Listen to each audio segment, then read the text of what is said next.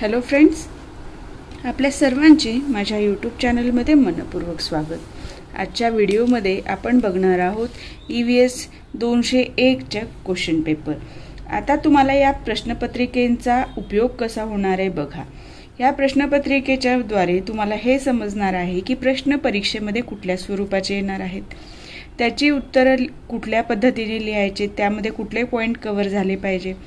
आपल्याकडे जेवढ्या प्रश्नपत्रिका मिळतील तेवढ्या मी तुम्हाला तुमच्यापर्यंत पोहोचवण्याचा प्रयत्न करत आहे।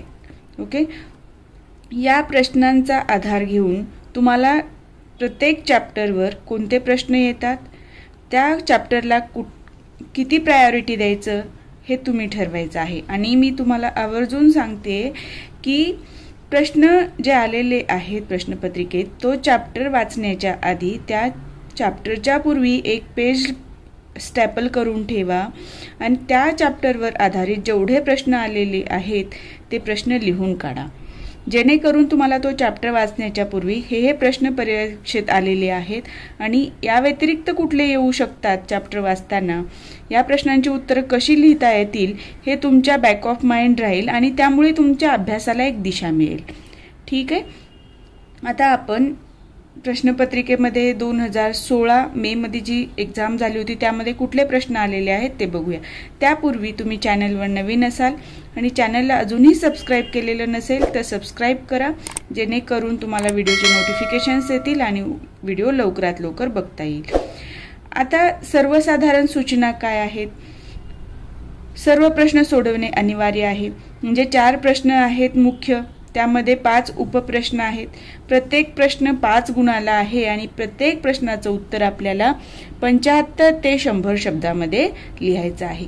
म्हणजे तुमच्याकडे खूप सारी माहिती आहे, ती तुम्हाला एकदम कमी शब्दामध्ये पण पूर्ण कंटेंट त्याच्यामध्ये आला पाहिजे या पद्धतीने लिहायचे आहे। हा जो एक्झाम पॅटर्न आहे तो UPSCचे एक्झाम बघितली तुम्ही फायनल म्हणजे मेन्स एक्झाम, तर त्यामध्ये या प्रकारचे प्रश्न असतात की प्रश्नाचे उत्तर 20 ते 25 शब्दात लिहा, 75 ते 100 शब्दात लिहा आणि त्याच्यावर मार्क्स ठरलेले असतात। म्हणजे तुमचे एक्स्ट्रा शब्द होणं म्हणजेही तिथे काय कन्सिडर केलं जातं की तुम्हाला कमीत कमी शब्दामध्ये तुमचा मेसेज देता येत नाही। त्यामुळे याचा उपयोग तुम्हाला कॉम्पिटिटिव्ह एक्झाम द्यायचं असेल तर तिथे लेखी परीक्षेत होऊ शकतो। आता प्रश्न पहिला बघा, खालीलपैकी कोणतेही 4 उपप्रश्न सोडवा। आता ह्या 5 पैकी 4 प्रश्न निवडायचे आहेत। ठीक आहे, हे निवडताना तुम्हाला या प्रश्न वाचल्यानंतर ज्या प्रश्नाचं उत्तर आपल्याला परफेक्ट येते असं वाटतं ते 4 प्रश्न सुरुवातीला टिक करून घ्यायचे आणि ते प्रश्न सोडवायचे। लक्षात आलं? आता पहिला प्रश्न बघा, पर्यावरण म्हणजे काय ते थोडक्यात स्पष्ट करा। यावरचे व्हिडिओ आपण घेतलेले आहेत। पर्यावरण म्हणजे आपल्या सभोवतालचे वातावरण। मग याच्यामध्ये पर्यावरणाचे घटक कोणते? जैविक घटक, अजैविक घटक। मग जैविक घटकामध्ये काय काय येतं? वनस्पती, प्राणी, सूक्ष्मजीव।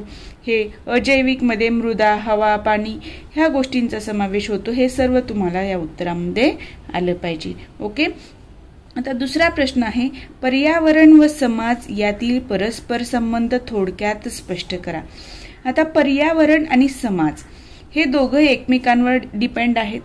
जर पर्यावरण ज्या पद्धतीने असेल त्या पद्धतीने समाजाची रचना घडते आणि किंवा समाजाची कुठलीही कृती पर्यावरणाच्या विकास घडण्यासाठी किंवा पर्यावरणाचा ऱ्हास होण्यासाठी कारणीभूत ठरते। कसं? आता बघा, पर्यावरण आहे आणि एखाद्या पर्यावरणामध्ये निसर्ग सौंदर्य खूप आहे, तिथे झाडी झुडप आहे, जसं केरळचं उदाहरण घेतलं तर तिथे काय झालं, पर्यावरणावर आधारित तिथे आपलं टुरिझम डेव्हलप झालं, बरोबर आहे।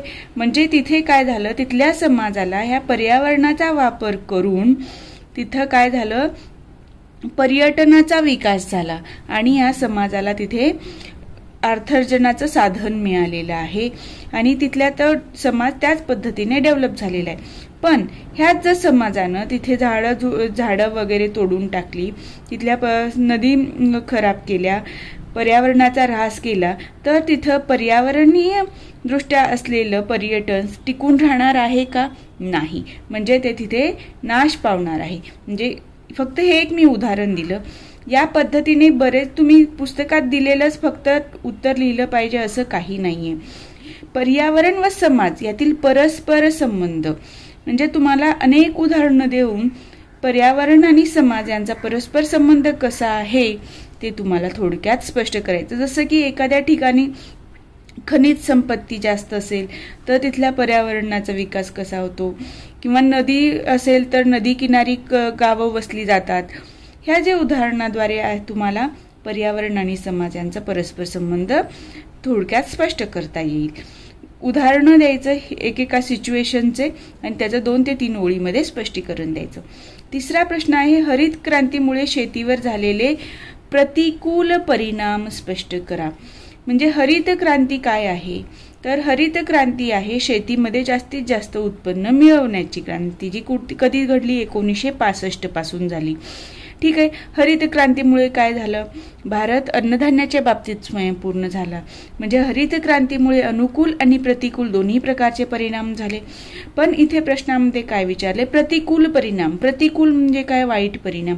काय झाले, शेतीला जास्त प्रमाणात जलसिंचन पुरवल्यामुळे खारवट जमीन निर्माण झाली. अतिरिक्त अन्नसाठा निर्माण करण्यासाठी आपण परत खतांचा वापर केला, त्याचा जमिनीवर विपरीत परिणाम झाला. मोठे शेतकऱ्यांना फक्त हरित क्रांतीचा फायदा झाला, बरोबर आहे.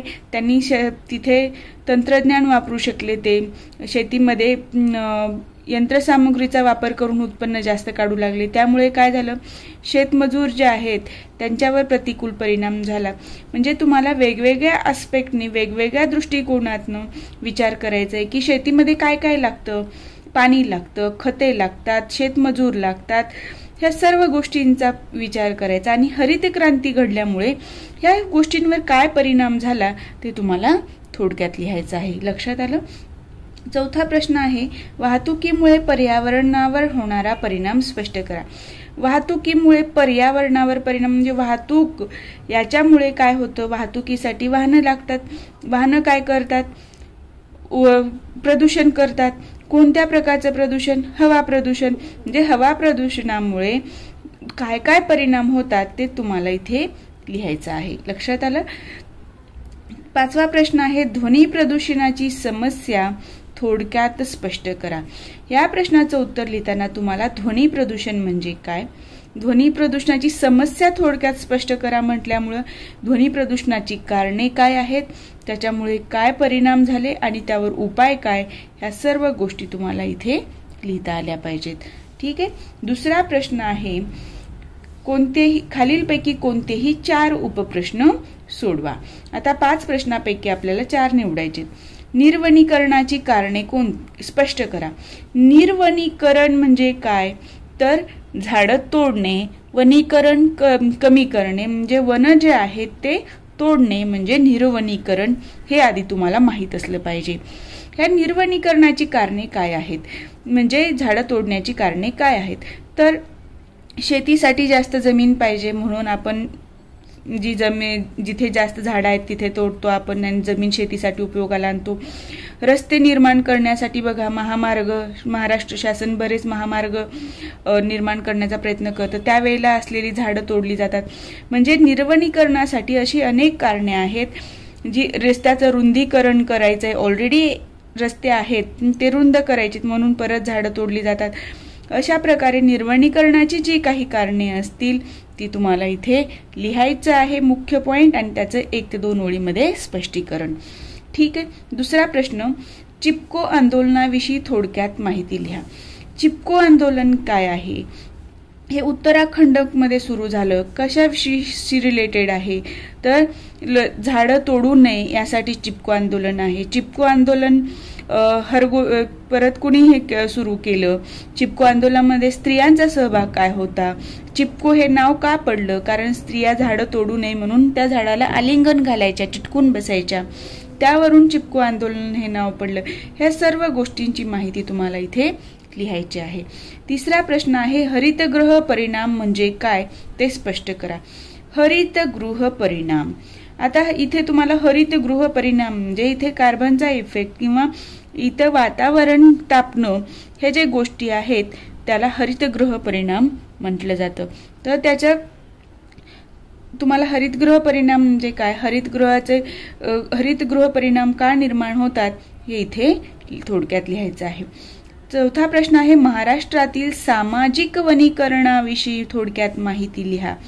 आता महाराष्ट्रामध्ये वनीकरण घडवून आणण्यासाठी समाजाचा जो सहभाग आहे त्याचा वापर करून शासन जे वनीकरण घडवून आणतं ते सामाजिक वनीकरण होय. आणि ते कधी सुरू झालं, कोणाच्या प्रेरणेनं सुरू झालं, त्यामध्ये कोणकोणत्या स्कीम आहेत, जसं की गावाकडे बघा सामाजिक वनीकरणाअंतर्गत रस्त्याच्या दुतर्फा झाडे लावणे ते वाढवणे, परत जी पडीक जमीन आहे माळरान आहे तिथे वनीकरण करणे आणि वाढवणे, ह्या ज्या गोष्टी येतात त्या सामाजिक वनीकरणामध्ये येतात. आणि त्यामध्ये स्पेसिफिक विचारलेलं आहे की महाराष्ट्रातील म्हणजे महाराष्ट्रामध्ये जे सामाजिक वनीकरणाचे उपक्रम राबवले गेलेले आहेत ते तुम्हाला थोडक्यात लिहायचं आहे.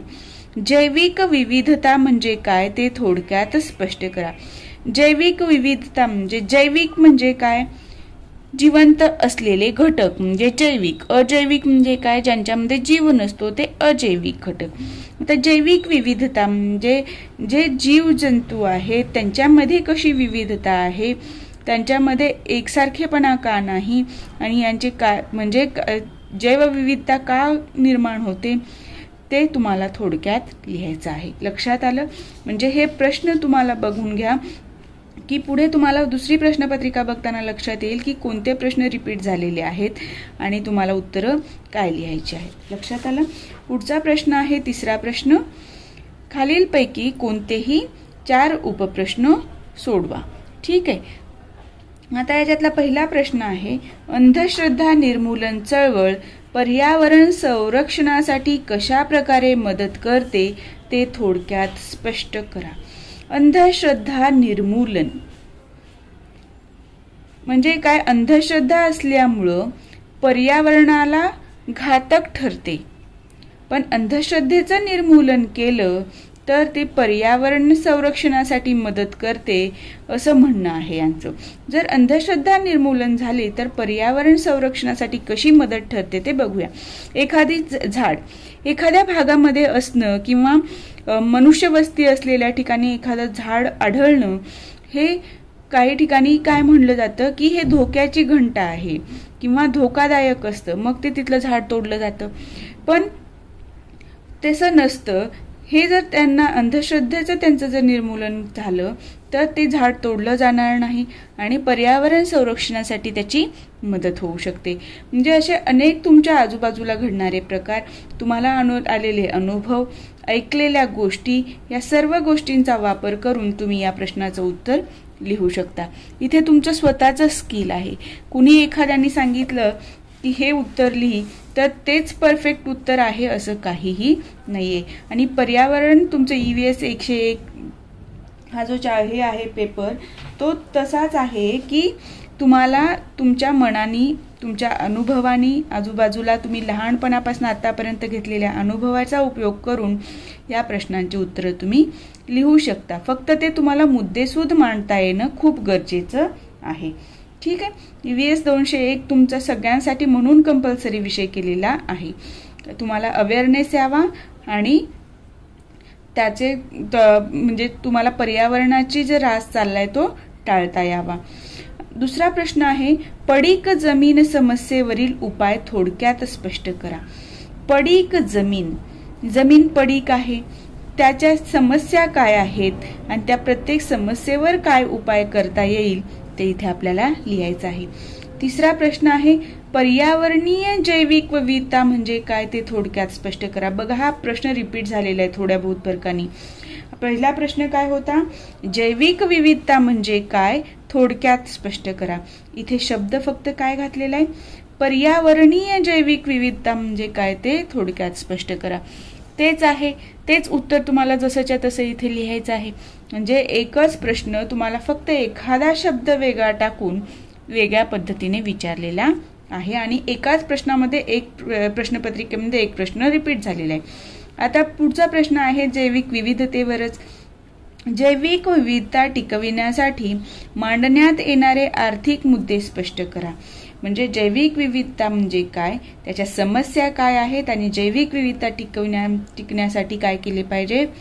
जे आर्थिक मुद्दे मांडण्यात आलेले आहेत, म्हणजे त्याच्यासाठी कोणत्या आर्थिक गोष्टींची मदत घेतली जाते आणि फंडिंग कसं निर्माण केलं जाईल आणि त्याचा वापर जैविक विविधता टिकवण्यासाठी कसा केला जाईल हे यामध्ये तुम्हाला लिहायचं आहे. 5वा प्रश्न आहे, ब्राझील येथे 1992 मध्ये पर्यावरण व विकास या परिषदेतील कराराच्या मुख्य बाबी थोडक्यात स्पष्ट करा. हा खूप स्पेसिफिक प्रश्न आहे. यासाठी तुम्हाला आधी 1992 मध्ये जे रिओ दे जानेरो येथे ब्राझीलला जी परिषद झाली पर्यावरण विषयक, ती तुम्हाला माहीत असायला पाहिजे. आणि त्या परिषदेमध्ये कोणकोणत्या देशांचा समावेश होता, त्या परिषदेमध्ये पर्यावरण विषयक काय काय करार झाले ते तुम्हाला स्पेसिफिकली माहीत असेल तरच या प्रश्नाचं उत्तर लिहिता येईल. अदरवाईज तुम्ही मनाने हे उत्तर लिहू शकणार नाही. त्यावेळेला बघा, तुम्ही हे वाचलेलं नाही आणि या 5 पैकी तुम्हाला 4 प्रश्न चूज करायचे असतील तर तुम्ही वरचे 4 प्रश्न चूज करा. पण जर तुम्हाला हे तुम्ही वाचलेलं आहे पर्यावरण विषयक परिषदेविषयी, त्यातल्या करार कुठले कुठले होते माहिती आहे आणि एक्झॅक्ट तुम्हाला लिहिता येत असतील तरच हा प्रश्न तुम्ही परीक्षेमध्ये निवडायचा आहे आणि उत्तर लिहायचं आहे. लक्षात आलं? 4था प्रश्न बघा, खालीलपैकी कोणतेही 4 उपप्रश्न सोडवा. पहिला प्रश्न आहे, आर्थिक धोरणे पर्यावरणाच्या ऱ्हासास कशी कारणीभूत ठरतात ते थोडक्यात स्पष्ट करा. आर्थिक धोरणे पर्यावरणाच्या ऱ्हासास. आता मी तुम्हाला एक करंट उदाहरण देते याचं. तुम्हाला आर्थिक धोरण, रस्ते निर्माण करणे, ठीक आहे, रोड तयार केले जातात सध्या आणि ते मोठ्या प्रमाणामध्ये रस्त्यांचं रुंदीकरण किंवा रस्त्यांचा विकास केला जातो. त्यामुळे काय केलं जातं, आजूबाजूच्या भागामध्ये जे झाडं आहेत रस्ता निर्माण करताना येणारी ती तोडली जातात. म्हणजे रस्ते निर्माण केल्यामुळं काय झालं, माल वाहतुकीसाठी वेग आला, ठीक आहे, त्याच्यातनं प्रवाशांना लवकरात लवकर पोहोचता येतं, म्हणजे इथे पैसा आला, म्हणजे इथं आर्थिक धोरण आलं. पण पर्यावरणाचा ऱ्हास कसा झाला की तिथे निर्वनीकरण झालं, वृक्षतोड झाली. एखाद्या वनातनं जर रस्ता जात असेल तर तिथे काय केलं जातं, झाडांची तोडफोड केली जाते. किंवा एखाद्या डोंगर दऱ्यातनं रस्ता जसा ह्याच्यातनं बघा आपण म्हणतो आपल्या घाटातनं, तर त्या ठिकाणी पण काय होतं, तिथे असलेल्या वनस्पतीचा जैविक विविधतेचा ऱ्हास होतो. बरोबर आहे. आणि या आर्थिक कारणासाठी आपल्या पर्यावरणाला कसा ऱ्हास होतो ते तुम्हाला इथे स्पष्ट करायचं आहे. आता बघा दुसरा प्रश्न, हरित क्रांतीचे अनुकूल परिणाम स्पष्ट करा. पहिल्या प्रश्नात काय होतं, हरित क्रांतीचे प्रतिकूल परिणाम स्पष्ट करा आणि इथे आहे हरित क्रांतीचे अनुकूल परिणाम, म्हणजे चांगले परिणाम काय आहेत. म्हणजे फक्त तुम्हाला हरित क्रांतीवरच 2 ते 3 प्रश्न आलेले आहेत प्रश्न ह्याच्यामध्ये की हरित क्रांतीमुळे अनुकूल परिणाम आणि प्रतिकूल परिणाम, हरित क्रांतीची कारणे कोणती, हरित क्रांतीमुळे कोणकोणते परिणाम झाले, असं जर प्रश्न आला तर तिथे तुम्हाला अनुकूल आणि प्रतिकूल दोन्ही परिणाम लिहायचे. म्हणजे तुम्हाला हरित क्रांतीचा जो चॅप्टर आहे तो खूप महत्वाचा आहे. अनुकूल परिणाम काय आहेत, भारत अन्नधान्याच्या बाबतीत स्वयंपूर्ण झाला. परत त्याचे परिणाम काय झाले की आपण दुसऱ्या देशांकडनं अन्नधान्य मागवायचो, म्हणजे आयात करायचो, ते कमी झालं, आपला पैसा आपल्याकडेच राहिला. हे ज्या गोष्टी आहेत त्या तुम्हाला इथे स्पष्ट करायच्या आहेत. परत तिसरा प्रश्न आहे, जलप्रदूषणाची कारणे स्पष्ट करा. म्हणजे जलप्रदूषण कुठल्या कुठल्या गोष्टीमुळे होतं ते तुम्हाला लिहायचं आहे आणि यावर आपण व्हिडिओ बनवलेला आहे, तो बघून घ्या. चौथा प्रश्न आहे, स्थानिक पर्यावरणास झोपडपट्ट्यांमुळे कशी हानी पोहोचते ते स्पष्ट करा. आता पर्यावरणामुळं स्थानिक पर्यावरण म्हणजे काय, स्थानिक पर्यावरण म्हणजे काय, त्या एखाद्या ठिकाणी आपल्या गावातलं उदाहरण घेतलं तर आपल्या गावातलं जे वातावरण आहे, आजूबाजूचं पर्यावरण आहे, ते काय म्हणलं जातं, स्थानिक पर्यावरण म्हणलं जातं. तर ह्या स्थानिक पर्यावरणास झोपडपट्ट्यांमुळे कशी हानी पोहोचते, तर ह्या स्थानिक पर्यावरणामध्ये झोपडपट्ट्यांमुळे कशी हानी होते याचं उदाहरण द्यायचं असेल तर मुंबईतल्या धारावीचं उदाहरण घ्या तुम्ही आणि तिथे तुम्ही उत्तर लिहू शकता त्याचा आधार घेऊन. पाचवा प्रश्न आहे राजकीय भूगोलाचे स्वरूप थोडक्यात स्पष्ट करा। तर इथे राजकीय भूगोल म्हणजे काय आणि त्याचं स्वरूप थोडक्यात स्पष्ट करा असं म्हणलेलं आहे। म्हणजे हा प्रश्न थोडासा वेगळा आलेला आहे, ज्याला भूगोलाचा थोडासा टच आहे। तर राजकीय भूगोलामध्ये प्राकृतिक भूगोलापेक्षा कसं वेगळं स्वरूप आहे। राजकीय भूगोलामध्ये राज्यांची निर्मिती, राज्यांच्या सीमा, ह्या बाबी, जिल्हे ह्या गोष्टींचा समावेश होतो आणि त्याचं तुम्हाला इथे थोडक्यात स्पष्टीकरण द्यायचं आहे। जे तुम्हाला फर्स्ट इयरला भूगोल शिकलात तुम्ही, त्याचा आधार घेऊन राजकीय भूगोलाचं स्वरूप तुम्हाला थोडक्यात लिहायचं आहे। लक्षात आलं? इथे आपली 2016ची मे 2016ची प्रश्नपत्रिका संपलेली आहे। आता आपण बघणार आहोत मे 2017 मध्ये कोणते प्रश्न आलेले आहेत। मी आता तुम्हाला हे सांगते आणि तुम्ही बघा रिपीट कुठले प्रश्न झालेले। ठीक आहे, खालीलपैकी कोणतेही 4 उपप्रश्न सोडवा। पहिला प्रश्न आहे पर्यावरणवाद्यांच्या दृष्टिकोनातून पर्यावरण म्हणजे काय। आता बघा, आधी काय होतं आपलं, पर्यावरण म्हणजे काय ते थोडक्यात स्पष्ट करा प्रश्न, बरोबर आहे। इथे काय शब्द घातलाय, फक्त पर्यावरणवाद्यांच्या दृष्टिकोनातून, म्हणजे वेगवेगळे जे पर्यावरणवादी आहेत, जे शास्त्रज्ञ आहेत पर्यावरणवादी, त्यांचे विचार तुम्हाला इथे थोडक्यामध्ये लिहायचे आहेत। दुसरा प्रश्न सांस्कृतिक पर्यावरण म्हणजे काय, म्हणजे मानवनिर्मित पर्यावरण, पर्यावरणाचे प्रकार, नैसर्गिक पर्यावरण आणि सांस्कृतिक पर्यावरण, त्यापैकी तुम्हाला सांस्कृतिक पर्यावरण म्हणजे काय लिहायचे। परिसंस्था म्हणजे काय। आता परिसंस्था म्हणजे एखाद्या ठिकाणी असलेली सर्व घटका मिळून बनलेली संस्था, आणि याविषयीचा व्हिडिओ मी तुम्हाला बनवलेला आहे, ते तुम्ही बघून घ्या, म्हणजे तुम्हाला याचं उत्तर व्यवस्थित लिहिता येईल। पर्यावरणाच्या दृष्टिकोनातून संवर्धन म्हणजे काय ते स्पष्ट करा। संरक्षण आणि संवर्धन या 2 गोष्टी वेगवेगळ्या आहेत। संरक्षणामध्ये आहे ती वस्तू जसेच्या तसे राखून ठेवणे किंवा त्याचा सांभाळ करणे, पण संवर्धनामध्ये काय होतं, आहे ती वस्तू सांभाळणे प्लस ती कशी विकसित होईल, त्याची वाढ कशी होईल, त्याचं चांगलं डेव्हलपमेंट कसं होईल, या गोष्टींकडे भर दिला जातो। म्हणजे पर्यावरणाच्या दृष्टिकोनातून संरक्षण आणि संवर्धन हे वेगवेगळ्या कन्सेप्ट आहेत, हे तुम्हाला लक्षात घ्यायचं आहे। आणि संवर्धनामध्ये मग काय काय येतं याच्याविषयीचं तुम्हाला उत्तर लिहायचं आहे। आणि या संरक्षण आणि संवर्धनावर मी व्हिडिओ बनवलेला आहे, जो तुम्ही बघितला तर तुम्हाला इझिली लक्षात येईल की संरक्षण आणि संवर्धनामध्ये काय फरक आहे। संवर्धन करण्यासाठी पर्यावरणाचं आपण काय काय केलं पाहिजे ते तुम्हाला लक्षात येईल।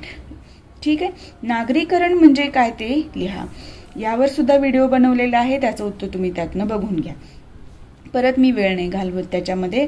दुसरा प्रश्न आहे खालीलपैकी कोणतेही 4 उपप्रश्न सोडवा। आता या 5 पैकी तुम्हाला 4 प्रश्न सोडवायचे आहेत। जलप्रदूषणाची कारणे लिहा, हा प्रश्न परत रिपीट झालेला आहे, बरोबर आहे। नागरी वाहतुकीमुळे पर्यावरणाबाबत कोणत्या समस्या निर्माण होतात ते लिहा।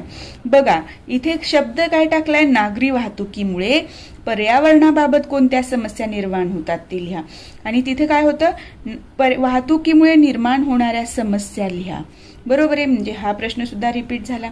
औद्योगिकरण म्हणजे काय ते लिहा, या प्रश्नाचं उत्तर तुम्हाला मी व्हिडिओ बनवलेला आहे मागे, औद्योगिकरण आणि नागरीकरण, त्यामध्ये तुम्हाला मिळून जाईल। चौथा प्रश्न आहे जल व्यवस्थापन म्हणजे काय। आता हा प्रश्न वेगळा आधीच्या कुठल्या प्रश्नपत्रिकेत नव्हता। आता जल व्यवस्थापन म्हणजे काय की पाणी जे आपल्याला मिळतं, पावसाद्वारे मिळतं, कालव्याद्वारे मिळतं, जे पाणी उपलब्ध आहे त्याचं व्यवस्थापन कसं करायचं आणि त्याचा वापर जास्तीत जास्त चांगल्या पद्धतीने कसा करता येईल ते आपल्याला जल व्यवस्थापनामध्ये स्पष्ट करून सांगायचे। आता ह्या जल व्यवस्थापनामध्ये तुम्हाला पाणलोटाद्वारे मिळणारं पाणी, पावसाद्वारे पाणी मिळतं ते त्याचं रेन हार्वेस्टिंग कसं करायचं, ह्या सर्व गोष्टींचा इथे तुम्हाला उल्लेख करायचा आहे। जल व्यवस्थापन म्हणजे काय थोडक्यात लिहा, जल व्यवस्थापन कोणकोणत्या पद्धतीने करता येईल त्याचं आणि त्याचा उपयोग काय होऊ शकतो ते लिहायचंय। आता 5वा प्रश्न आहे निर्वनीकरणाची कोणतीही 3 कारणे स्पष्ट करा। आता इथे हा प्रश्न रिपीट झालेला आहे बघा, निर्वनीकरणाची कारणे किंवा निर्वनीकरणाचे परिणाम असे प्रश्न येऊन गेलेले आहेत, आणि इथे निर्वनीकरणाची कोणती 3 कारणे स्पष्ट करा, म्हणजे इथे स्पेसिफिक तुम्हाला 3च कारणं विचारलेली आहेत। लक्षात आलं, म्हणजे इथे तुम्हाला लक्षात येईल की या पेपरचा अभ्यास करताना तुम्हाला खूप एफर्ट्स घ्यायची गरज नाही आहे, तेच ते प्रश्न रिपीट झालेले आहेत. तुम्ही प्रश्नपत्रिका जर बघितल्या तर तुम्हाला त्याची मदत होणार आहे. तिसरा प्रश्न आहे, खालीलपैकी कोणतेही 4 उपप्रश्न सोडवा. हरित क्रांती म्हणजे काय ते लिहा. बघा, मागे काय होतं, हरित क्रांतीचे अनुकूल परिणाम आणि प्रतिकूल परिणाम, आणि इथे काय आलेला आहे प्रश्न, हरित क्रांती म्हणजे काय. दुसरा प्रश्न, पडीक जमीन समस्येवर कोणतेही 5 उपाय लिहा. मागे होता पडीक जमिनीवर आधारित की पडीक जमिनीच्या समस्याबाबत होता, आणि हाच प्रश्न परत रिपीट झालेला आहे. आता पर्यावरण विषयक चळवळ म्हणजे काय ते लिहा. हा प्रश्न बघा थोड्या बहुत प्रकारे परत रिपीट झालेला आहे. पर्यावरण विषयक चळवळ मागे काय होती, चिपको आंदोलन होतं, बरोबर आहे. चिपको आंदोलनाविषयी, त्या चळवळीविषयी पर्यावरण विषयक ती चळवळ आहे. तर पर्यावरण विषयक चळवळ म्हणजे काय ते लिहा. पर्यावरणाशी रिलेटेड, पर्यावरण वाचवण्यासाठी ज्या काही चळवळी झाल्या त्याला काय म्हणलं जातं, पर्यावरण विषयक चळवळ म्हणलं जातं. मग त्या चळवळी कोणत्या, तर चिपको आंदोलन आहे, परत पश्चिम घाट बचाव आहे. हे जे आंदोलन आहे त्याविषयी तुम्हाला माहिती लिहायची. म्हणजे हा परत प्रश्न रिपीट. परत बघा, नर्मदा बचाव आंदोलन मेघा पाटकरांनी केलेलं, त्यावर पण प्रश्न आलेला आहे, ते पर्यावरण विषयक चळवळ आहे. म्हणजे तुम्हाला ह्याच प्रश्नातनं इथे हिंट मिळून जाते. आता चौथा प्रश्न आहे, मेधा पाटकरांनी कोणते आंदोलन उभारले. तर मेधा पाटकरांनी नर्मदा बचाव आंदोलन उभारले. तर नर्मदा बचाव आंदोलन जे आहे ते तिथे काय झालं, सरदार सरोवर, सरदार तलावाच्या तिथे मग त्याची हाईट कशी वाढवली जाणार होती, त्याच्यामुळं जलसाठा जो आहे तो कसा गावांमध्ये म्हणजे पाणी जाणार, त्यामुळे तिथली वस्ती हलवली जाणार. हे जे परिणाम जे रिलेटेड प्रश्न होते मेधा पाटकरांनी जे उभारले होते ते नर्मदा बचाव आंदोलनाशी रिलेटेड, ते तुम्हाला इथे मेन्शन करायचे आहेत. हरितगृह परिणाम म्हणजे काय ते लिहा. हा प्रश्न परत रिपीट आलेला आहे. बघा, आता चौथा प्रश्न बघा, खालीलपैकी कोणतेही 4 उपप्रश्न सोडवा. हरित क्रांतीचे कोणतेही 5 प्रतिकूल परिणाम लिहा. इथे स्पेसिफिक 5 विचारलेले, आणि मागच्या प्रश्नपत्रिकेत काय होते, हरित क्रांतीचे प्रतिकूल परिणाम. म्हणजे तुम्हाला लक्षात येईल की प्रश्न परत रिपीट होत आहेत. दुसरा प्रश्न आहे, सामाजिक वनीकरण म्हणजे काय ते लिहा. हा प्रश्न सुद्धा रिपीट आहे. सामाजिक वनीकरणाविषयी माहिती लिहा विचारलं होतं, कुठल्या, महाराष्ट्रातील.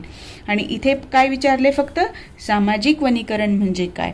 म्हणजे फक्त इथे शब्दांच्या 1-2 शब्दांची हेराफेरी आहे, आणि प्रश्न परत तेच आहेत. वनांमुळे होणारे 5 फायदे लिहा. म्हणजे वनीकरणाचे फायदे लिहा विचारलेला आहे. हा परत रिपीट प्रश्न आहे. जैविक विविधता म्हणजे काय, प्रश्न रिपीट आहे, बरोबर आहे. आता जमिनीची धूप म्हणजे काय ते लिहा. हा प्रश्न मागच्या प्रश्नपत्रिकेमध्ये नव्हता. तर जमिनीची धूप म्हणजे काय, तर जमिनीवरील जी माती आहे, जी सुपीक मृदा आहे, ती वाऱ्यामुळे वाहून जाते किंवा पाण्यासोबत वाहून जाते, त्यामुळे जमीन नापीक बनते. त्याला काय म्हणतात, जमिनीची धूप म्हणतात. आणि ही जमिनीची धूप टाळण्यासाठी काय केलं पाहिजे, वनीकरण केलं पाहिजे, बांध घातले पाहिजेत शेतामध्ये मातीचे. त्याचा फायदा कसा होईल हे तुम्हाला इथे या प्रश्नाचं उत्तर लिहिताना स्पष्ट करायचं आहे. लक्षात आलं. म्हणजे आज आपण बघितलेल्या आहेत 2 प्रश्नपत्रिका, ज्या होत्या मे 2016 आणि मे 2017च्या प्रश्नपत्रिका. त्याद्वारे मी तुम्हाला सांगितलेलं आहे की प्रश्न कसे रिपीट होतात, कोणत्या घटकावर तुम्हाला भर द्यायचं हे लक्षात आलं असेल. एखादा प्रश्न रिपीट झाला, जसं की हरित क्रांतीचे कोणतेही 5 प्रतिकूल परिणाम लिहा, तर त्या चॅप्टरवर लिहा तुम्ही हरित क्रांतीचे जे हरित क्रांतीशी रिलेटेड चॅप्टर आहे. आणि हाच प्रश्न रिपीट झाला तर 2016, 2017 त्या प्रश्नाच्या पुढे लिहा. म्हणजे तुम्हाला लक्षात येईल की एखादा प्रश्न किती वेळा रिपीट झालेला आहे, परत येऊ शकतो का, त्या किती ॲव्हरेज म्हणजे मार्क्स मिळतील आपल्याला. आणि या प्रकारचे जे प्रश्न आहेत ना, ते तुम्ही स्वतः उत्तर लिहून काढा आणि ते परफेक्ट बनवण्याचा प्रयत्न करा, जेणेकरून तुम्हाला तोच जर प्रश्न आला तर तिथे तुम्हाला जास्तीत जास्त मार्क्स मिळतील. लक्षात आलं? आणि उत्तरं लिहिताना आपण पुस्तकातलीच भाषा वापरली पाहिजे असं काही आवश्यक नाही आहे. तुम्हाला आलेल्या पर्यावरणाशी रिलेटेड प्रश्न जे आहेत ते तुम्ही स्वतःच्या अनुभवातनं काही गोष्टी तिथे उत्तरामध्ये मेन्शन केल्या तरी चालतात. ठीक आहे, आज आपण इथेच थांबू. नेक्स्ट व्हिडिओमध्ये आपण उरलेल्या ज्या प्रश्नपत्रिका आहेत त्या कंटिन्यू करूया. म्हणजे तुम्हाला हा एक 4 ते 5 प्रश्नपत्रिका टोटल आपल्याकडे EVSच्या होतील. नेक्स्ट व्हिडिओमध्ये 2 किंवा 3 मिळाल्या तर 3, माझ्याकडे 2 होतील आता अवेलेबल, तर त्या आपण घेऊया. आणि तुम्हाला हा विषय एवढ्या प्रश्नपत्रिकेच्या आधारे पूर्ण अभ्यासून होईल आणि वेगळे एफर्ट्स घेण्याची आवश्यकता पडणार नाही. ठीक आहे, आज आपण इथेच थांबू. तुम्हाला जर माझा हा व्हिडिओ आवडला असेल तर व्हिडिओला लाईक करा. चॅनलवर नवीन असाल तर चॅनलला सबस्क्राईब करायला विसरू नका.